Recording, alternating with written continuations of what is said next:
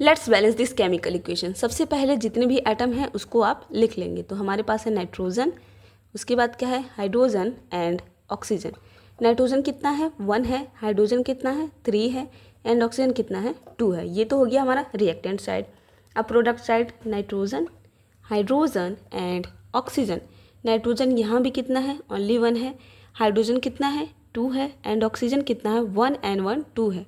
तो 1 + 1, ये 1 यहाँ का और ये 1 यहाँ, टोटल कितना हो गया 2 हो गया। ठीक है, देखिए अब इसे हमें बैलेंस करना। ऑक्सीजन और नाइट्रोजन तो हमारे बैलेंस है, सिर्फ और सिर्फ यहाँ पे क्या बैलेंस नहीं है हाइड्रोजन। तो हाइड्रोजन को ही हमें बैलेंस करना है, इसकी वजह से सबको हमें फिर से बैलेंस करना पड़ेगा। ठीक है, तो ये रहा हमारा हाइड्रोजन। यहाँ पे कितना है 3, यहाँ पे कितना है 2।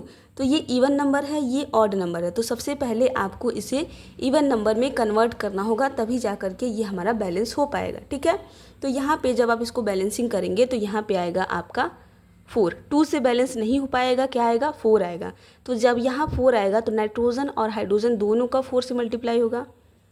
ठीक है, इसका 4 से मल्टीप्लाई 4 एंड हाइड्रोजन का 4 से मल्टीप्लाई टोटल कितना हो जाएगा 12 हो जाएगा। ओके, ऑक्सीजन जैसे था वैसे ही है। अब यहाँ पे नाइट्रोजन 1 है, यहाँ पे कितना है 4, तो इसके आगे आप लगाएंगे 4, तो यहाँ 4 से मल्टीप्लाई होगा 4 हो जाएगा। एंड जो ऑक्सीजन पहले 1 था, ये वाला ऑक्सीजन 1 था, 4 से मल्टीप्लाई होकर कितना हो जाएगा 4, 4 + 1 टोटल कितना हो गया 5। तो यहाँ पे नाइट्रोजन 4 बैलेंस हो चुका है। हाइड्रोजन यहाँ पे 12 है, ठीक है, कितना है 12 एंड यहाँ पे कितना है 2, तो इसके आगे आप कितना लगाएंगे 12 हो जाएगा 6, तो यहाँ पे 6 से मल्टीप्लाई हो जाएगा कितना हो जाएगा 12। एंड जो ऑक्सीजन पहले 1 था, ये वाला ऑक्सीजन 1 था, अब कितना हो जाएगा 6 हो जाएगा। तो 6 + 4 = कितना हो जाएगा यहाँ पे 10 हो जाएगा।